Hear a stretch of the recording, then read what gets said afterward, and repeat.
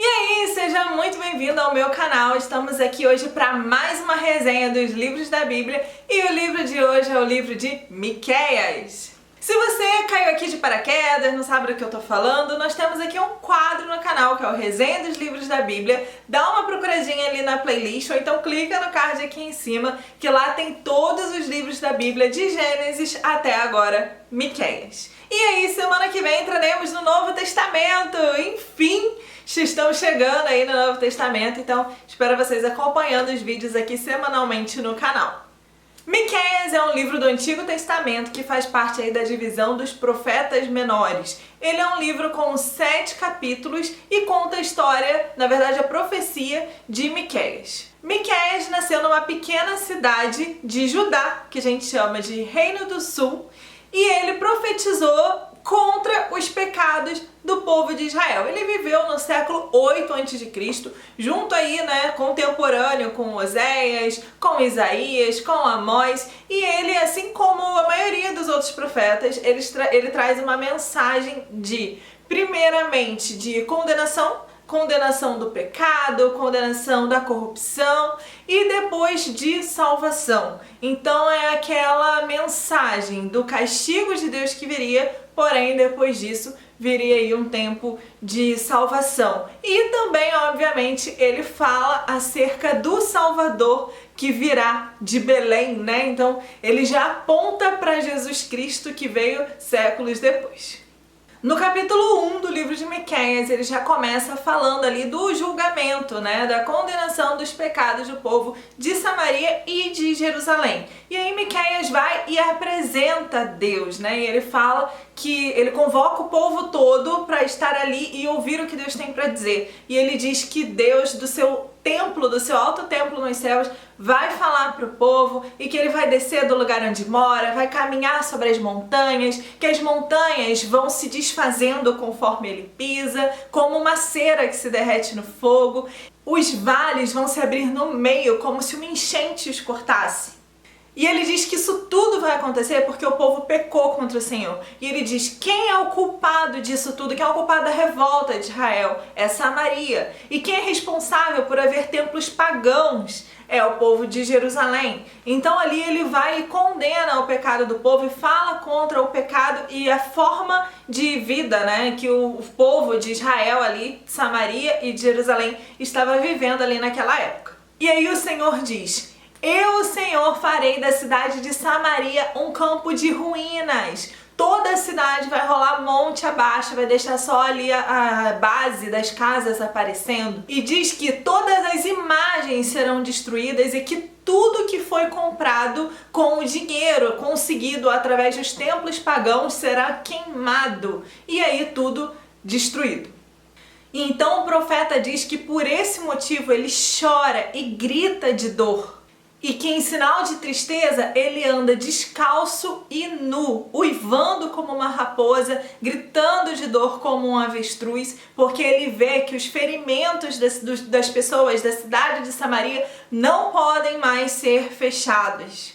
E que essa destruição já atingiu Judá e que continua vindo e está próximo de Jerusalém.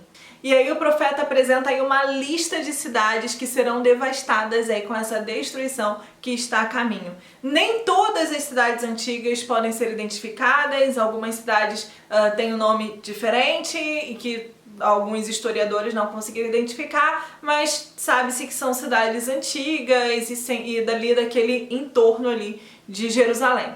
Alguns historiadores também dizem que esse texto se refere ao ataque que aconteceu em 701 a.C. pelo rei Senequeribe, quando ele chegou e tomou a cidade, levou alguns filhos cativos. Então acredita-se que se trate desse episódio. E o capítulo 2 do livro de Miqueias começa aqui, quando ele começa profetizando. Ai daqueles que antes de se levantarem de manhã já fazem planos para explorar e maltratar as outras pessoas e logo que se levantam fazem o que querem, pois são os poderosos. E aí ele começa a profetizar contra essas pessoas, esses malfeitores. E aí depois de um tempo profetizando, ele diz que o povo fala para ele: Para com essas profecias, no caso o povo falando para Miqueias, para o profeta, versículo 6 do capítulo 2. Pare com essas profecias, não diga isso, não é possível que Deus faça desgraça cair sobre a gente. Será que o povo de Israel está amaldiçoado? Será que o Senhor está irritado e é assim que ele age? E aí o Senhor Deus então responde, já que o povo está questionando a Miqueias sobre o agir de Deus, Deus então responde. E Deus diz, de fato, as minhas palavras são boas para aqueles que são bons. Porém, vocês estão agindo como inimigos de Deus. Quando o povo volta da batalha, vocês roubam as roupas do povo, todo mundo achando que está são salvo, vocês roubam as roupas, expulsam as mulheres e os filhos daquele lugar, perdendo a bênção. Então, esse não é um lugar de descanso para vocês. Portanto, serão expulsos, sairão daquela terra. E aí Deus, inclusive, também diz que o profeta que o povo espera, os profetas que o povo gosta, são aqueles que andam falando mentiras e falsidades por aí. Aqueles que prometem vinho a todo mundo, sendo que, na verdade, isso tudo é mentira. Porque o que está para vir sobre aquele povo naquele momento é um período de castigo e não de bênçãos. E no finalzinho do capítulo 2, Deus promete bênçãos ao povo que ficar. Aquele chamado pequeno resto em alguns profetas anteriores, outras pessoas, outras versões chamam de remanescente. Então, aos que ficarem, Deus diz aqui no versículo 12... Eu reunirei todos vocês que restarem e os trarei de volta para a terra prometida, como o pastor leva as ovelhas para o pasto ou as recolhe no curral. E mais uma vez as cidades do país ficarão movimentadas e cheias de gente. Deus abrirá caminhos para o seu povo e eles sairão livres pelos portões da cidade. O rei, o Senhor, irá na frente e todos os seguirão. Então, apesar desse período de castigo, Deus deixa claro aí que aquele remanescente, aquele pouco que ficou, Deus trará de volta e trará um período de bênçãos para eles. No capítulo 3 do livro de Miqueias, ele denuncia o pecado dos profetas, dos sacerdotes, do povo de Israel, o pecado das autoridades. E aí ele profetiza contra esse povo e diz que eles recebem dinheiro para distorcer a justiça, que é a corrupção, que os profetas estão recebendo dinheiro para adivinhar o futuro e só dizem coisas boas que as pessoas querem ouvir mesmo. E fala também contra os sacerdotes, enfim, sobre aquele povo ali, as autoridades da época de Israel, que estavam corrompidas, que o coração estava longe. E no versículo 4 de Miqueias 3 diz assim: virá o dia em que vocês clamarão ao Senhor Deus, mas Ele não os atenderá. Vocês fazem o que é mal e por isso Ele não ouvirá as suas orações. Então todo o capítulo 3 é uma mensagem aí contra os profetas e as autoridades do povo de Israel daquela época.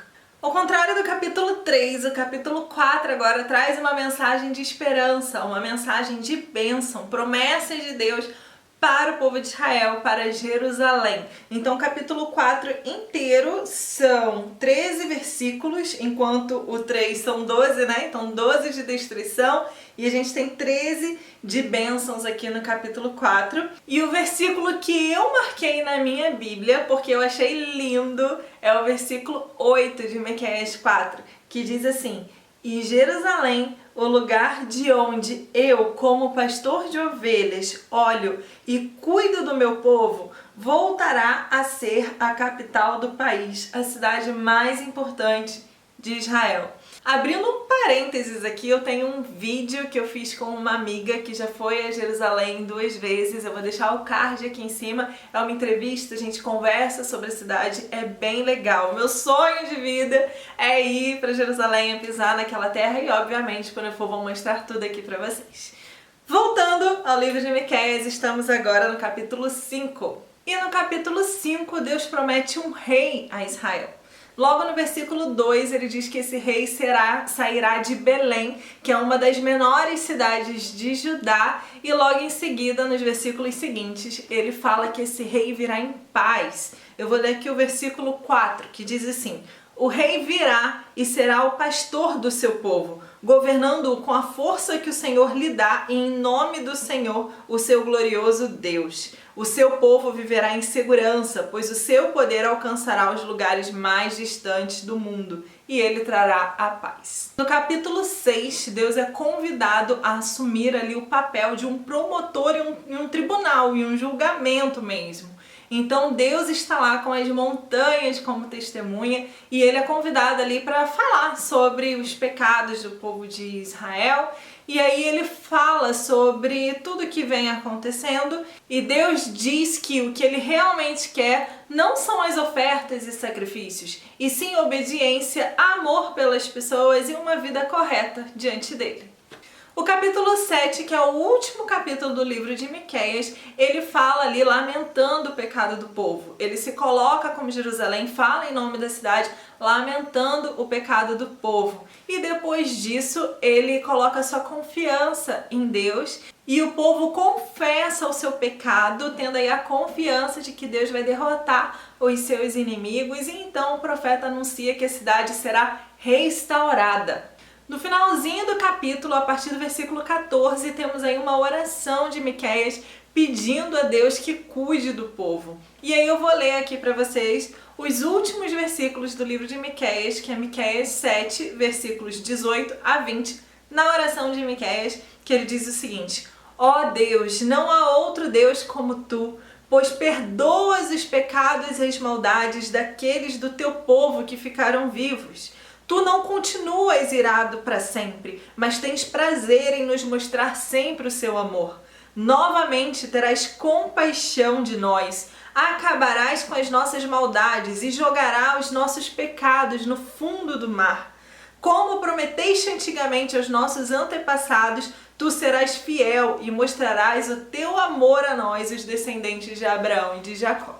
Então, como eu disse no princípio, Miqueias é um livro que a princípio traz o juízo de Deus, o castigo de Deus, mas que também, como os outros livros também, a maioria dos outros profetas, ele traz essa mensagem de salvação para o povo que demonstra o seu arrependimento e promete o rei, o Messias, que vai vir para governar em Jerusalém. É isso, esse foi o livro de Miqueias, espero que vocês tenham gostado. Se gostou, não deixa de deixar aqui pra mim um comentário, de deixar um like e compartilhar com alguém que tá precisando ler a Bíblia, aprender um pouco mais. É isso, gente. Obrigada por assistir até aqui, que Deus abençoe você e a sua casa. Um beijo. Tchau, tchau.